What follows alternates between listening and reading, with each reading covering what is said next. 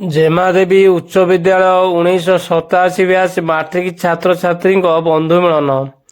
धौली पाददेशरे आज जेमादेवी उच्च विद्यालय 1987 मसीहा ब्याच मैट्रिक छात्र छात्री मानकर एक बंधु मिलन और चारारोपण कार्यक्रम अनुष्ठित हो जाइछि। एही अवसर में प्राक्तन छात्र छात्री माने 38 वर्ष तलर विद्यालय जीवनर स्मृतिचारण करथिले। मृत सहपाठी उद्देश्य 2 मिनिट नीरव प्रार्थना करा जायतिला। शिक्षक मान शिक्षादान आरंभ कर सेतबळे घटी जाइतिबा विभिन्न घटनावली को सेमाने मन पकाइथिले। परस्पर मध्य कर्ममय जीवन आवेग सुख दुख को बांटिथिले। शेष में चारारोपण कार्यक्रम अनुष्ठित होइतिला। समाज केमती कौन चलती एत वर्ष पर भी आप बंधु मैंने एकाठी हेले अनुभूति विषय कहे आज की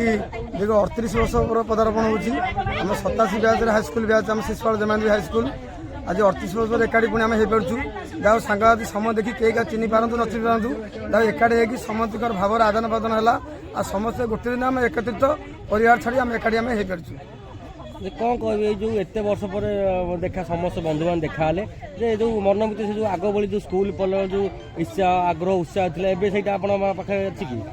पिलादिन कथा बहुत मन पड़े स्कूल केमती सार बाड़े आम पंडित सार थे से बेतर बाढ़ाती किसी पिला स्कूल आसुन किसी पिला सेन्स से कथा आज भी आम आलोचना आज भी मन पड़े जे आउ जो नूतन युवपीढ़ी मानक बंधुत्व जो मिलन में कौन कह नूतन पीढ़ी युवपीढ़ी कौन बार्ता देवे नूतन पिला एकता रहू स्कूल सबुदिन उपस्थापन रहू भल पाठ पढ़ु एम देश आगू न